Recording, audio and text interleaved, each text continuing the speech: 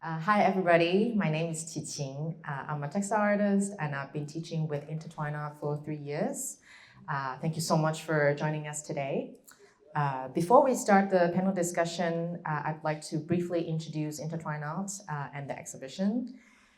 For those of you who may not be familiar with Intertwine Arts, it's a nonprofit organization based in New York, founded in 2015 by a group of textile artists, designers, and health practitioners. It provides programs for people of all ages with intellectual or physical disabilities. Its mission is to inspire creativity, joy, and self-confidence through freeform weaving. So each week we have teaching artists travel to partner organizations to offer fiber art workshops. In addition to these weekly programs, we also have online workshops and annual benefits and exhibitions. So the show here, Weave In, Weave Out, presents over 30 artists that Intertwine Art have been working with in the past decade. The show is have their weavings, soft sculptures, embroidery, handmade garments, many other very creative pieces. So I feel like this show is really like a milestone of Intertwine Arts, giving visibility to our artists, and then also like presenting the programs over a decade of programming. We are very happy to have this opportunity to gather our curators and our artists and advocates, and also you to join this conversation. Thank you so much for being here today. With that, I would like to invite our panelists to give a brief introduction of yourself. Could you please share your name and a little bit of your backgrounds? Yeah, sure. Hi everyone, I'm Anna-Maie. I'm the creative director of Intertwine Arts. I've been working with Intertwine Arts for 4 years now. I started as a teaching artist and then gradually became more involved with the organizational side of things. My background is in textile design. I specialize in woven design and construction. So that's how I got into this field. And I've been here facilitating the exhibition. I worked with Amanda to put together the show, and then I've been here facilitating the weaving that's been happening here in the space over the last 2 months. I think. Hi, I'm Becky Curran, and I'm the one who identifies as an advocate in this space. As a person with dwarfism, I've been super passionate about changing perceptions of people with disabilities in the media, and the media space also ties into the art space, and really committed to just making the world a better and more inclusive place for those who come after us. I'm really excited about the concept of this exhibit and the success of it, because it's something that brings people together, and it doesn't matter how you show up or what your background is. It allows everyone to share their passion for the art. Hello, I'm Amanda Cachia. I'm the curator of the exhibition. But really, I feel like it's such a group effort with this excellent and incredible project. But just some background to me, I've been a curator of disability art for the last 15 years, exclusively just focusing on disability art. But I've been a curator for much longer, so 25 years now. I've worked as an independent curator, but I've also worked as a curator and a gallery director for different institutions in Australia, which is where I'm from, which is where my accent is from, but also here in the US and also in Canada. But I'm also an art historian. I have a PhD in art history, and I specialize in, you guessed it, disability art and contemporary art. And I've published 2 monographs and an edited volume, and I have a few other books on the way as well. So I'm also very passionate about disability art and very honored to be in this space with all of you today. Oh, hi, everyone. My name is Faye Ginsburg, and in this space I identify as an advocate. I'm also very involved in the community of people with familial dysautonomia. My daughter has been a long-standing photographic partner with Rick Gododi and Positive Exposure. I also teach at NYU. I'm an anthropologist, and I also started with my colleague Mara Mills, our Center for Disability Studies, back in 2017, and we've been very involved in supporting and showcasing disability arts and artists in New York City, and I'm just super honored to be here, and I can't say enough about how you should all read Amanda's fantastic books if you want to learn more about the disability arts world. So you can just take me with you everywhere now. Good afternoon, everyone. My name is Helen Wong. I'm a participant of the Intertwine Weaving Arts, and I represent Visions, the blind and visually impaired community. I am also excited to be here as a panel and just enjoy. Thank you so much, everybody. So I have a few questions for our panelists. So first question is for Anna-Maie.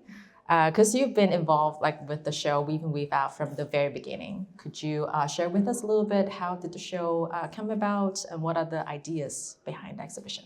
Yeah, sure. I'd also like to mention before I start that we have one other panelist, Veleka, who couldn't be here today, and she was really sad to miss out, so she'll also be joining us via video at the end. So the exhibition came about actually a year and a half ago. Intertwine Arts was awarded a grant from the NEA, and the grant was a capacity building grant, and we had to come up with a project that would help build our organization's capacity in some way. And something that is really important to Intertwine Arts is the way we have exhibitions for our artists, because it's a big part of our mission is to uplift artists, give them opportunities that maybe they haven't had before, and just empower them and make them feel proud about their work and know that people want to come and see their work. And it's really such a privilege that we have to be able to do that for our artists. So we wanted to build this capacity project that really helped to support us through that, and not only support us, but help improve how we exhibit, and making sure that we are exhibiting and with the artist completely centered, and that the exhibition is fully accessible in as many ways as we possibly can, and just really improving how we do that. So the grant included some training that we did last summer for our teaching artists and staff. And then we brought in Amanda, who helped us to curate the show and create this show that ended up being a 2-month project and was really interactive and involved. And we're going to talk more about the show, but that's how it came about. Not to get too much into the politics, but the grant ended up being cancelled, and we went ahead and did it anyway because we feel like this is really important to provide this space and provide this opportunity for the artists. So so that's a little bit of the background info about how the exhibition came about. Yeah. This is even more important to have the show now, considering all the politics. Yeah. And the second question for you is that the show is presenting so many pieces from different programs of Intertwine Art, especially the tent that we're sitting in front of that have pieces from hand-woven by so many hands from so many different programs. As the creative director of Intertwine Art, how do you see the growth of the organization in the past 10 years?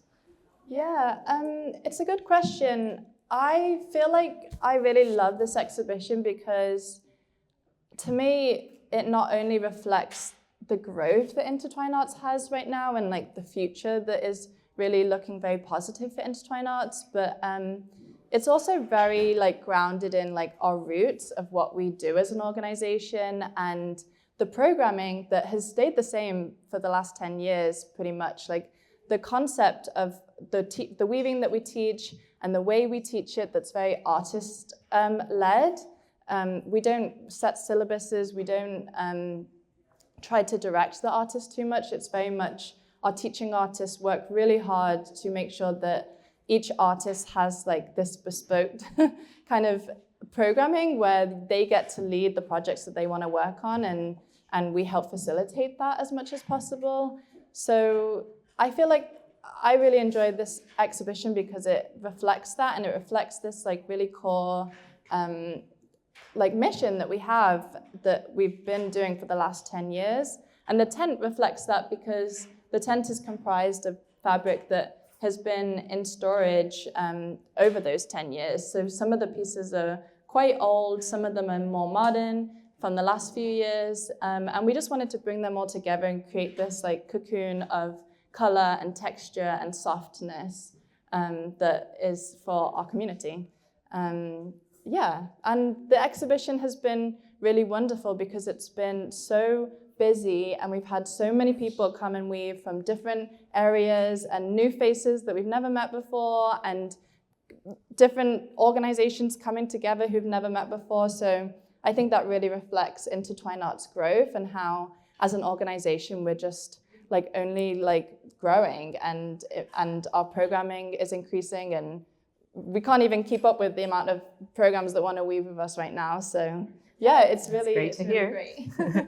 Thank you. Yeah, I know you've been super busy in the gallery the past 2 months, and then we have hundreds of visitors who come to like weave and try the looms here. So yeah. I mean, last week, like everyone, it was the last week, and everyone was like, I need to get in and weave before it closed. We were fully booked all week, and yeah, and I haven't had a chance to get the exact numbers yet, but it's around 200 people have woven in the space, and a lot of those people come weekly or have come more than once. So yeah, we've had a lot of participation, which was what we wanted, and we're so glad to be able to provide this as a free resource for our community. Thank you. And the next question I want to ask Amanda, because you are the curator of the show. When you got the mission that you need to curate the show, how do you approach the curation, and what kind of experience do you hope the visitors would experience at this space? Yeah, I mean, I've curated now, up to 15 exhibitions on disability art, but Anna-Maie presented me with a very unique challenge with this exhibition. Well, mostly because I had never worked with fiber art before, so the medium was different for me. But then also the communities were very different for me. Working with learning disabled communities, like I've conventionally worked with artists that have physical disabilities, mostly because I identify as a person with a physical disability. I have a rare form of dwarfism. And so that was kind of the area that I was working in, is physical disabilities. And so I was really excited to explore this new area. And so I think the whole concept kind of came about through a visit that I had to all the different organizations, actually. And I actually sat at the loom myself and just hung out with the artists and made work. And it was really enjoyable, of course. And I started thinking about what the concept could be for the exhibition, and I somehow wanted other people to have my experience too. So I said, I just want a community experience. And so I wanted to I said to Anna-Maie, would it work if we brought the artists into the gallery and made work? And she said, I think so. And so here we are. Amazing that it came together so beautifully. It's really profound, and really what I was interested in was that community building experience, which is what the artists already have in their own organizations. So something else, I think just my own background is maybe it was about 10 years ago now, I was tasked with putting together a big disability art exhibition in Michigan, in Grand Rapids, Michigan, for a festival called DisArt. And I wanted to have some artists with learning disabilities in that particular project. And so I went to NIAD. I don't know if any of you have heard of it. It's National Institute for Artists with Disabilities in Richmond in California. And so I decided to go and visit them. This was, again, 10 years ago. And the way that as a curator, we often want to interview the artists and have them, their voices be represented in the gallery. And I was really struggling with how to do that with artists that are nonverbal. And so I decided to just go and hang out with the artists in the studio I remember the artist that I worked with, his name is Jeremy Burleson, who is still making work today. And I remember so vividly my experience with Jeremy, and he said, scratch my back. And so as he was making work, I was sitting there scratching his back. And it was so fun. And we made work together, and there was like a little recording of us hanging out with me scratching his back, and it was in the show. It was in the exhibition. And I learned a lot about that experience 10 years ago, that's really about what it is as a curator to be with. So I've kind of started thinking more philosophically about what that means just to be with disability. And I've written about it a lot in my books, and still writing about it. But I just wanted that experience of being without it turning into spectacle, and without it being kind of like this, idea of an exotic experience or an othering or a marginalizing experience. Interestingly enough, the Outsider Art Fair is on right now in New York. So I went and visited that a few days ago. And so I'm really thinking a lot about, the legacy of outsider art and the problems attached to that legacy, and how we can develop different language and different ideas. And I think one of them is very much about being with, right, and that community. And but there's also a history already of that through, I know Tom is here right now, so Tom, I'm calling you out, but socially engaged art practices, which I think is really important, and I think can really feed into the kind of work that is taking place here. Because I know Anna-Maie wanted an academic piece, so here you are, there's the academic piece, but without it getting too heavy, right? So, but I am also working on a longer essay about this exhibition. And for those of you who are philosophers in the room, that Jean-Luc Nancy apparently has a book about being with that I've just turned to recently. So there are some really fun threads. But also just the thought about the socially engaged pieces, Suzanne Lacey did a piece called The Crystal Quilt. And I know that there's other artists that we can draw from and lean on in this kind of room that we're building up this kind of work here in this space, but also just to also honor the work that's already been taking place without an academic like myself coming along and being too extractive. Like, I'm also trying to be really sensitive to that as well, and to say that I almost want to hide away a little bit and say, no, actually I just had the idea, but really the people that are doing the work are the people that, like yourself, for example, Qiqing, like the instructors, the facilitators, the people who work with the artists on an everyday basis, they're the ones that I think really need to be given a greater platform.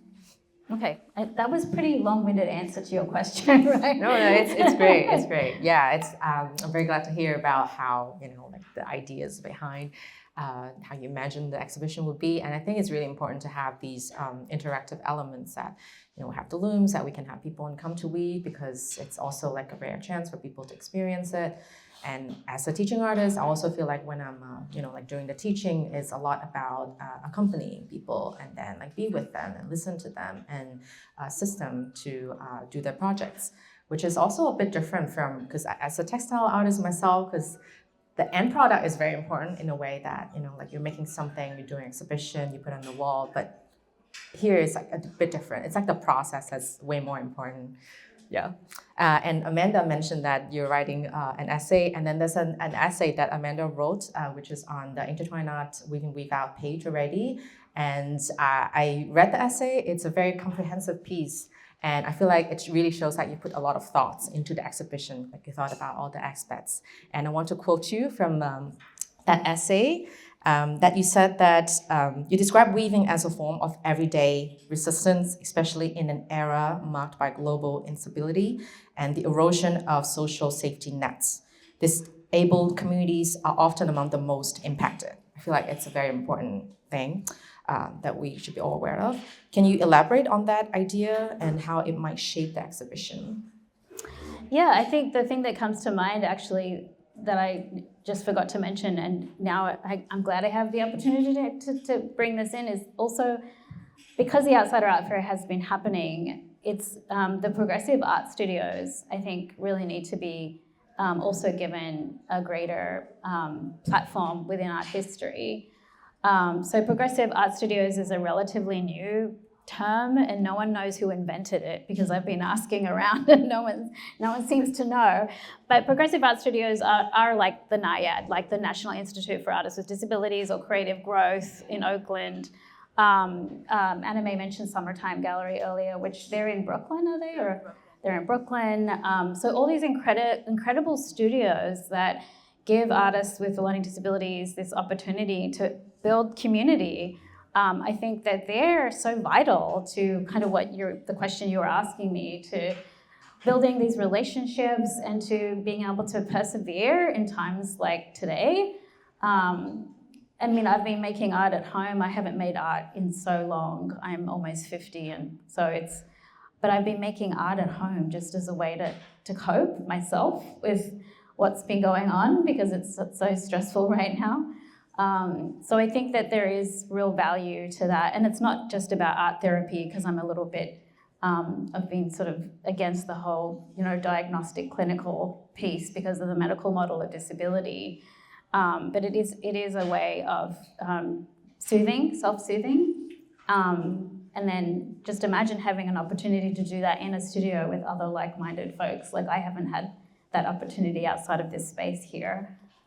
So I think that that's really where the value is. And again, Qiqing, just, really take my hat off to all of the facilitators who work with these artists every day and who build these relationships.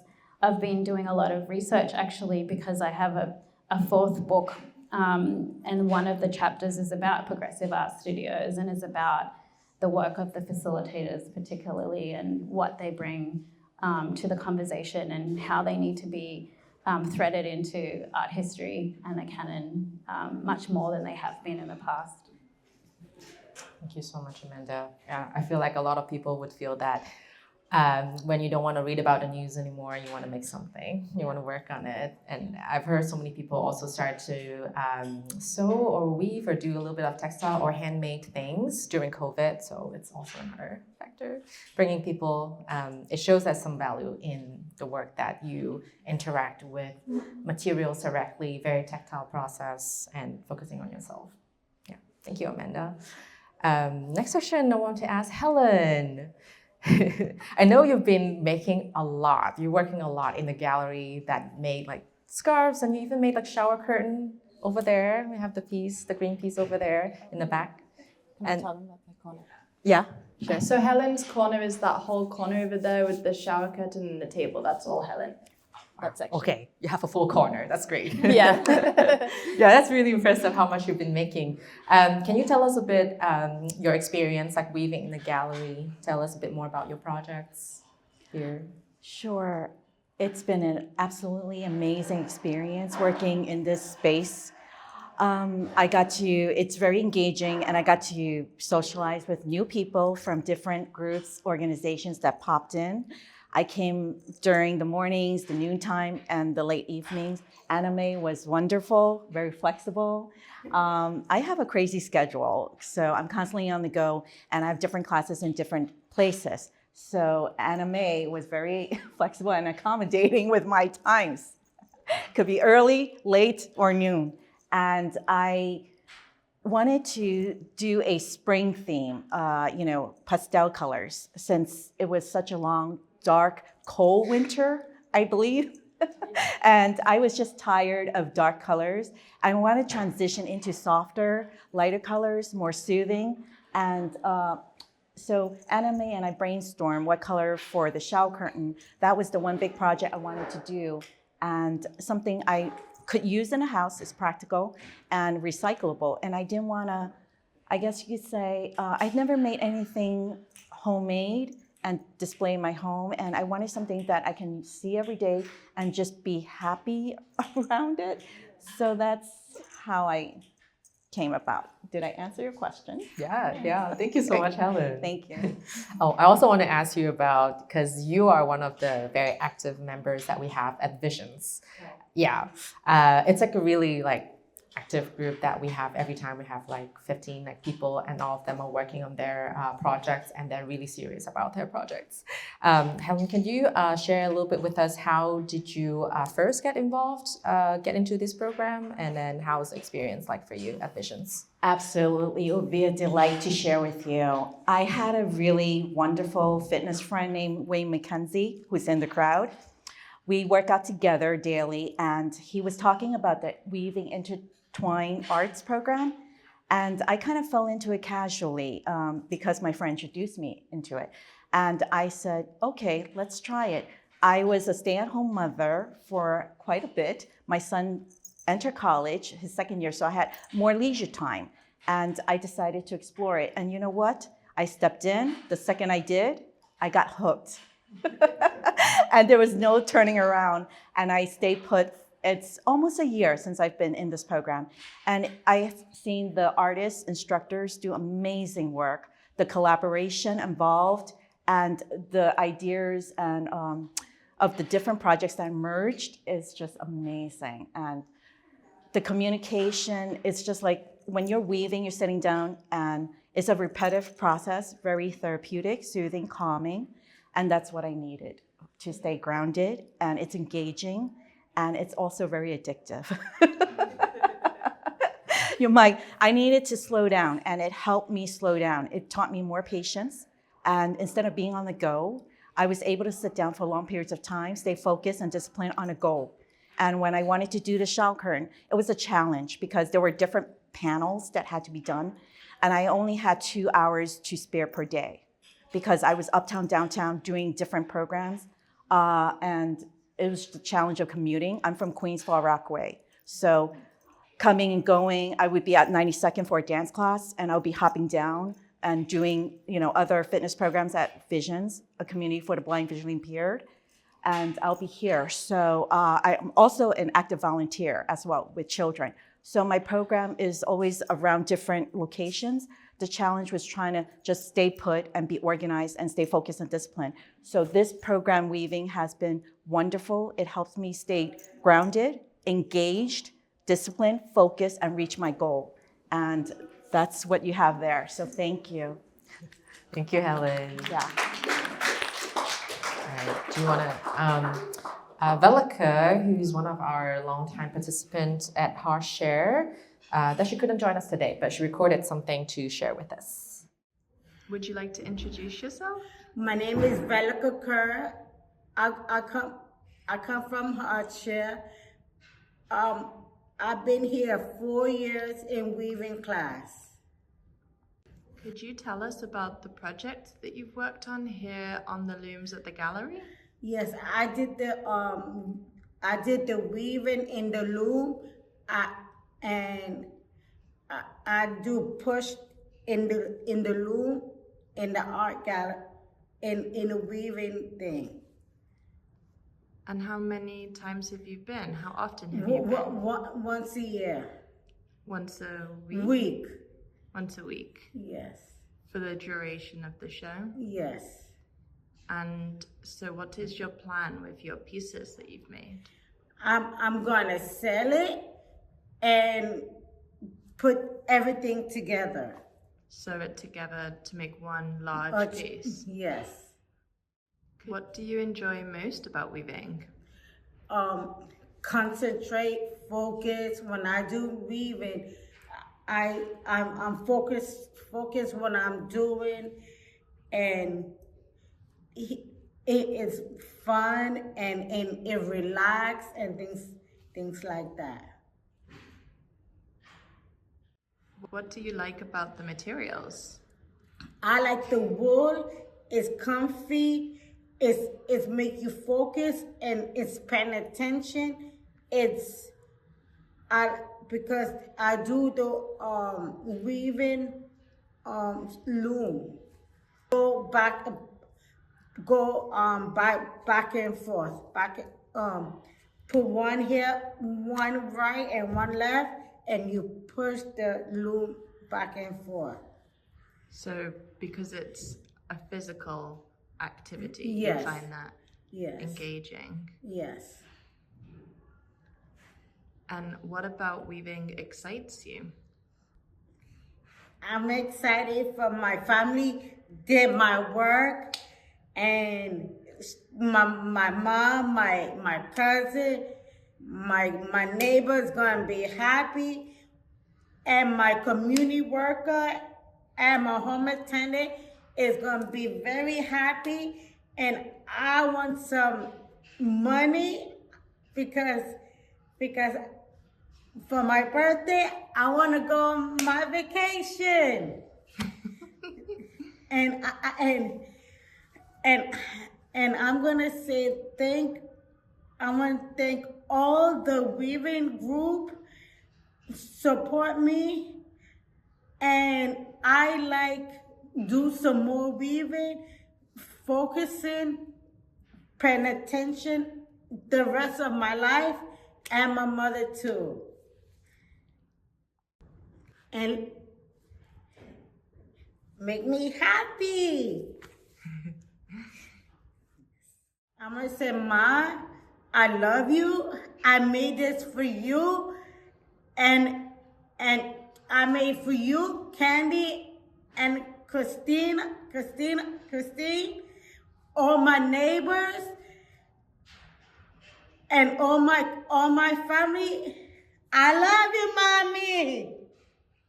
I'm emotional. You're emotional. Yes. I'm a number queen.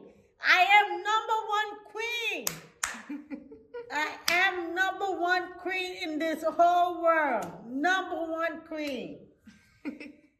Yeah, she was really sad that she couldn't come, and she was here on Wednesday weaving. So I said, you know what, I already have the questions that they're gonna ask you, so I could always just ask her here and we can film it. So yeah, I'm glad that she could still participate. Yeah, and she's saying that I feel like all artists want to say it. Want to sell my work and I can go on vacation. Yes, that's the goal. Yeah. Okay, next question I want to ask Becky. A lot of your work focuses on disability inclusion and the authentic representation of people with disabilities. How do you feel about the exhibition? It's your first time here, right? Yes. Yeah. Okay. Yeah. How do you feel about it? Do you think this exhibition like this could shape the way that disability is understood and represented?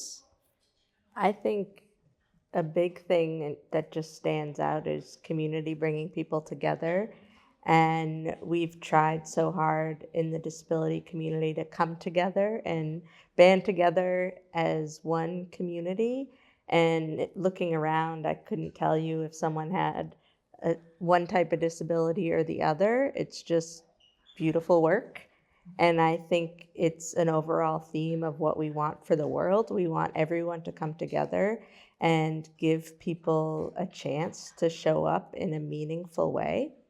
When I think about just art in general and the idea of coming together, what resonates a lot as someone with dwarfism in and out of the hospital growing up, art and the child life service offerings is something that has always been such a great distraction, and that went into my adult life as I was thinking about different volunteer opportunities. When I was living out in Los Angeles, I got involved with this organization called Art of Elysium, and they bring art to children in hospitals as a distraction. There has to be a child life specialist on site, but then the organization comes in and supports them. And what amazed me the most with that involvement was that there were high-profile celebrities showing up to these hospitals among everyday people, and the kids had no clue who was who. Maybe if they were told, oh, this was Spider-Man or whatever it may be, they would get excited, but it brought everyone together and there were no layers. And I think that's another big thing in the people who've come in this space in general, even before and beyond this exhibit, are people coming as they are, and they're able to be one community versus I've had these experiences and I'm this much better than you. It comes up a lot in my everyday life. People come up to me and say, oh, this happened to me, but it's not as bad as what happens to you. But I don't want that. I don't want sympathy. I want empathy. I want people to come together and share common interests. And this is a space where people are able to do this. one other thing that just comes to mind, just all of these ideas that have come from just observing the space and the beautiful work. I was in a workshop one time on the topic of unconscious bias, and we were told right away to go find someone in the room who looks nothing like us and try to find 3 things we don't have in common. And that exercise was a lot more challenging than one may think, because you go up to someone and you say, okay, you don't look like me, but do you have siblings? And then if they say no and you say yes, okay, you find a different topic. But you could say, do you have siblings? And then stop there and say that's something we don't have in common. Or you could go deeper. If you both have siblings, how many siblings?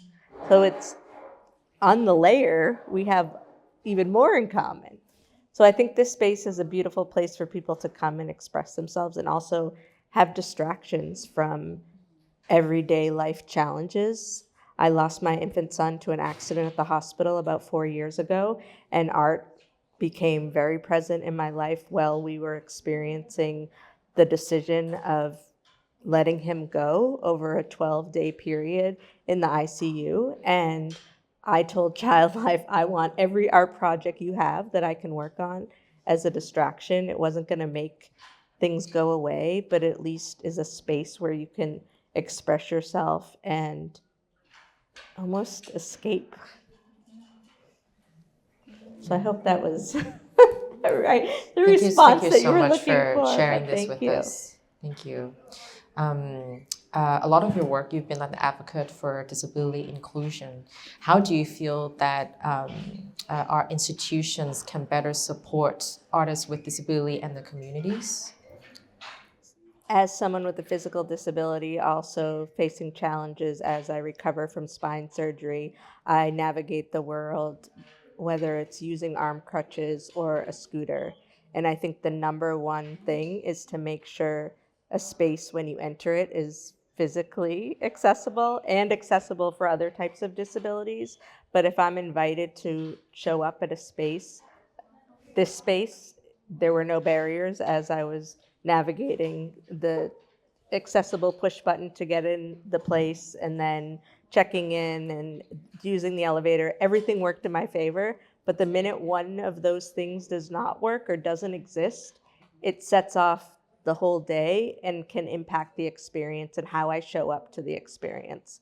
So for me, I feel that it's most important to communicate that the space is welcoming to people with disabilities, but also allow people the space to let you know if they need an accommodation, because there may be some things that you're not thinking about.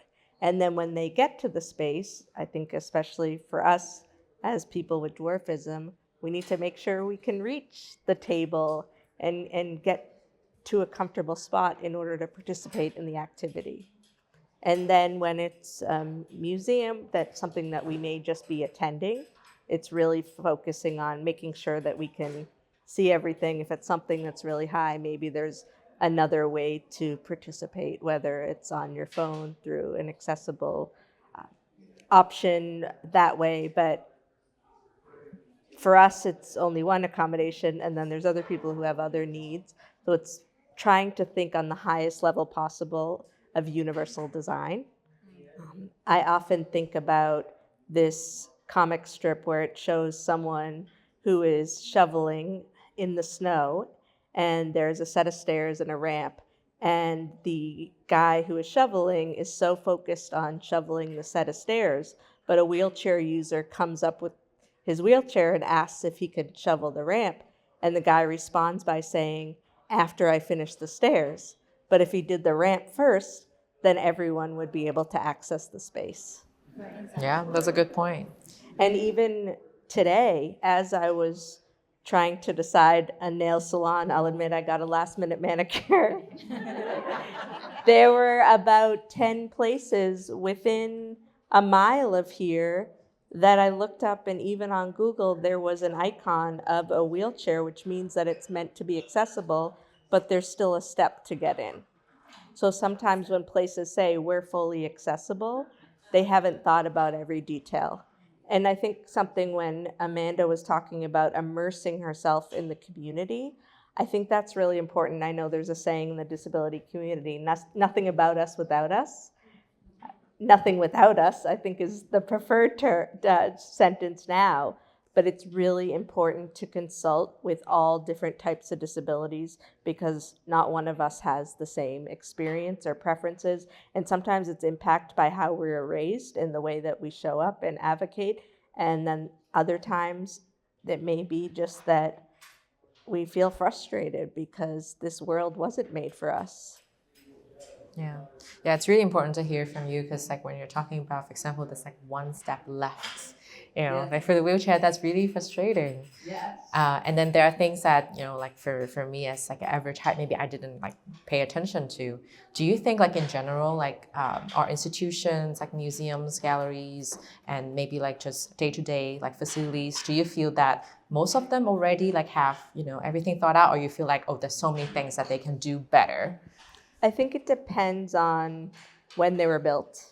Okay. Because if it was before 1990 with the Americans with Disabilities Act, if it's a really old institution, they can get away with a little bit more.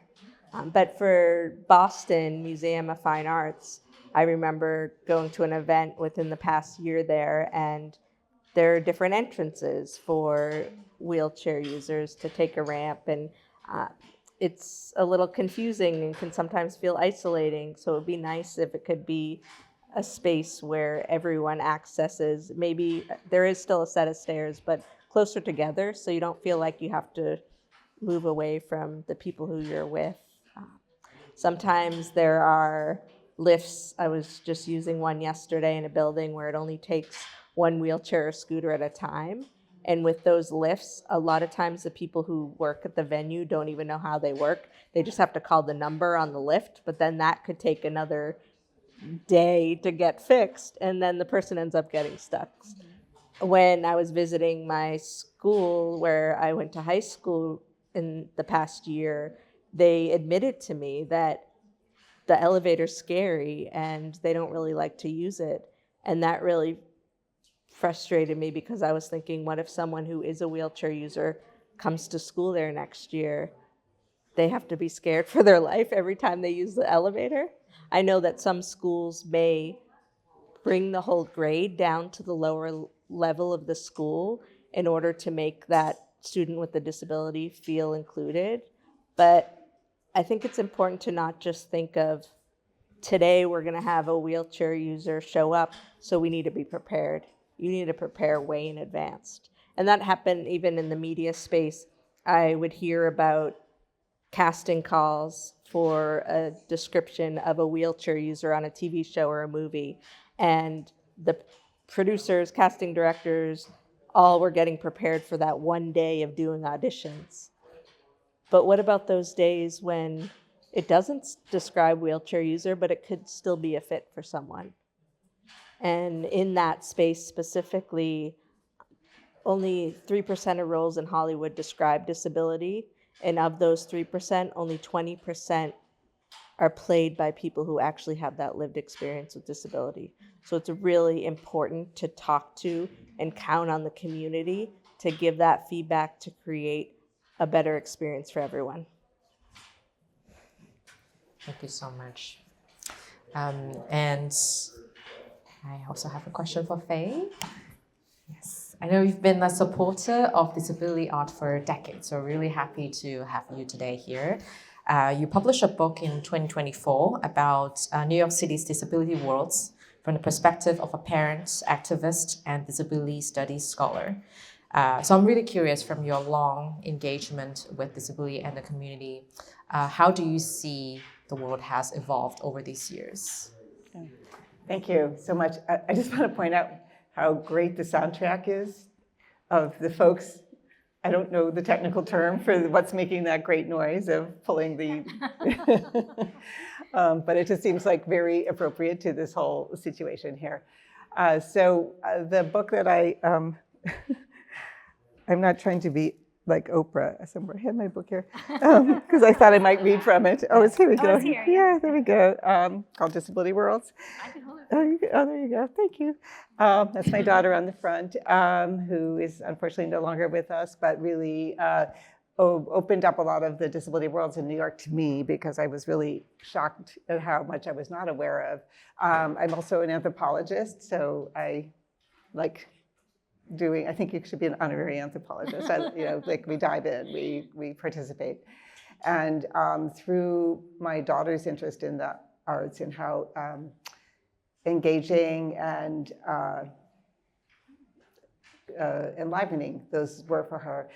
So I was following, because I started a Center for Disability Studies with another wonderful colleague, and we were both very excited about the really lively emergence of what people are calling the new disability arts in the city, people who are performing, having shows at the high-end museums and performance venues that we all identify in the city. But along with that, I was discovering all these other kinds of places, and positive exposure actually was one of them. But also, for example, a wonderful music group called Daniel's Music Foundation. I think there might be some people here who participate in that, that were carving out a space, and this is all happening kind of in the, like around 2010 forward, that was not exactly refusing art therapy, but saying that's not what we do, but we do provide locations for people to take joy and to develop their own artistic understanding and talent. So for example, like Daniel's Music Foundation, which is open to anyone and has all ages, and everything from little kids with autism to blind singers to all kinds of musicianship. So I was seeing this emerging. I was working, I'll say we, because I was co-authoring this book. We were doing research together with my friend Raina Rapp. We were discovering a lot of these spaces that were somewhere but they weren't in these high art venues, getting the attention of the new disability arts, which is also fantastic. And we were trying to find a name for that. And I know that was interesting what you were describing. How do we find like progressive art centers, for example? So when we were thinking about that, we ended up with the term third space arts. We were borrowing a little bit from a sociologist who wrote a book in 1989 called The Great Good Space, and he called it third places, that how much we are suffering from not having places outside of work and home where people gather, where there's a sense of welcome, where creativity can occur, where people will find common projects. And it's interesting, he wrote that in 1989. It was rewritten actually by a colleague of his who survived, he's no longer around. It was reissued last year because there has been, especially post-COVID and in this time of great distress that you were discussing, just a sense of a need for these kinds of community building spaces. So he called that third place. These are third places, and so we started to call it third spaces just to distinguish it and to kind of crip his thinking a little bit, because his idea of third place didn't really think about ramps or other kinds of accommodations that would really make them the kind of inclusive community spaces that he was describing as a sociologist.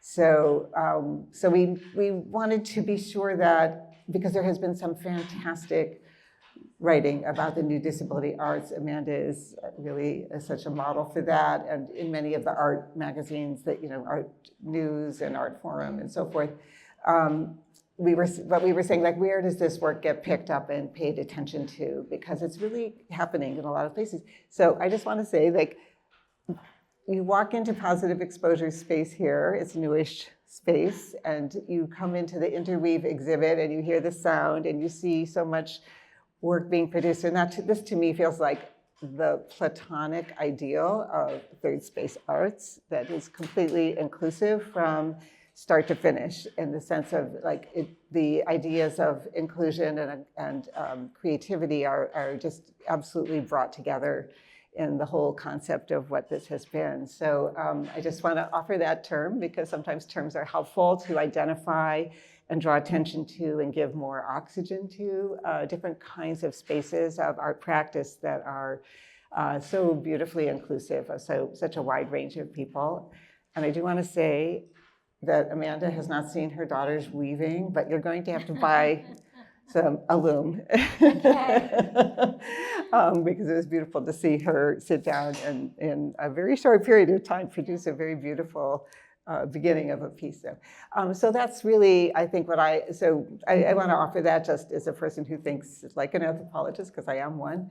And then I also wanted to just mention another area of weaving I happen to know about because I've been fortunate to have a number of Navajo students who have had background in weaving in their family traditions. And one of the things that is very notable about Navajo weaving is that there is always a line in the weave that looks a little irregular or different.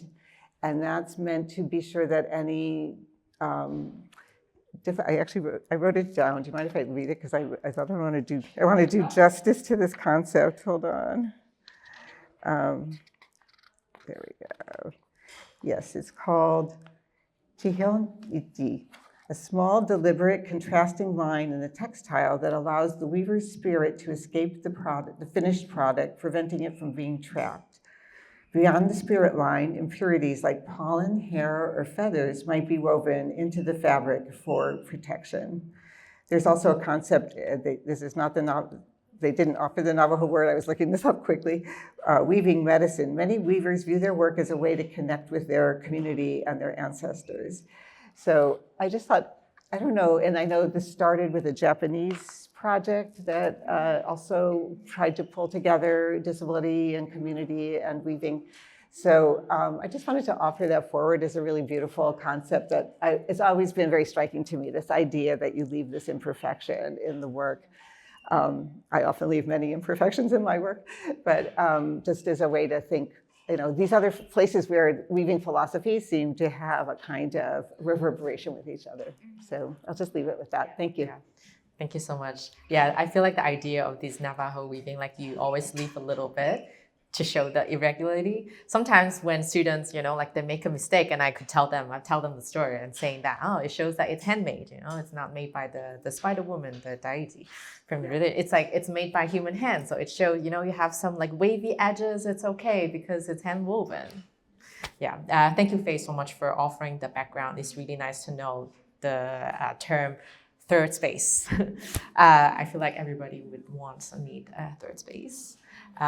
For your last question, I do want to ask you that I feel like you already answered a lot of it. Like, how do you see the exhibition, like Weave and Weave Out, maybe fit into or maybe different from the broader landscape of disability arts?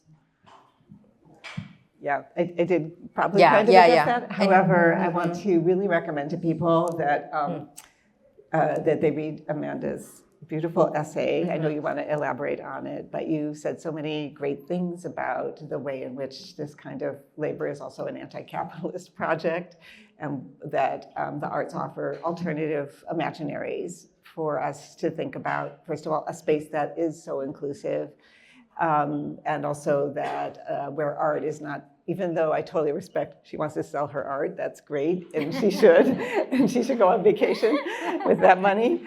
But also, I think when you, just to go back to the outsider art question, so in the chapter on disability arts in my book, and we puzzle over a lot that term outsider art because it's very problematic. There's no question about that. But I think when you have the outsider art fair, a lot of what that's about is selling the work and selling the idea of outsider art's capacity to be commodified for people. And I think when you walk into this space, you feel the difference of this is about creativity and joy and the inclusivity of not just different kinds of folks, but all the different kinds of work you see being produced by them. So I think to some extent that concept, although it came out of some French institutions originally, not so much around selling art, but I think that has a kind of,